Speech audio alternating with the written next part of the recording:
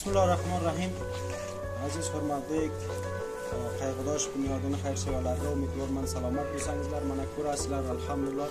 Borganlar ham mana devorni ishlab to'xtabdi. Inshaalloh devori ham takmil bo'ladi.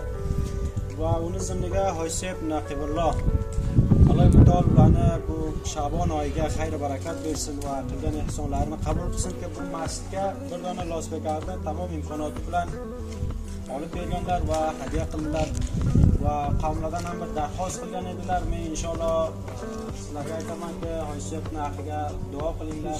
Alloh taolo ularga bir umrlariga, rizqlariga, ko'llariga xayr barakat bersin va bir inshaalloh o'g'illari yo'q u kishini. Duo qilinglar, Alloh taolo bir shundoq bir solih nasib etsin inshaalloh. Banom Xudo salom sizlarga va Inar sohib va diğer hamkorlardan. Mana shuncha tuhfani sizlar atman sabab bo'libsizlar va az tariqi Hoji sohib Naqibullohdan bir joy tashakkur. Hoji sohib Naqibullohni Xudovand bu dunyoga masjidga ko'mak qilibdilar. Xudovand aytgan bu dunyoga bir qasr omada qilib turaman. Shu qasrda nasib Hoji sohib qilsinlar. Va az tariq Hoji sohib sizlarki bizlarga bir shunday bir faqir odam edek ko'mak qilibsizlar. Sizlarga ham hamshunday bir qasrda Xudovand bersin.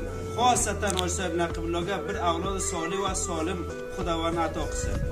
Va mana shunchani hasanot va Hoji sohibda aqllariga va tamom millat zarmat mayda bacha va katta bizlar faqat bir duogo'ymiz va bizlarga mana buncha ko'mak qilibdilar. Bir jahon xursand.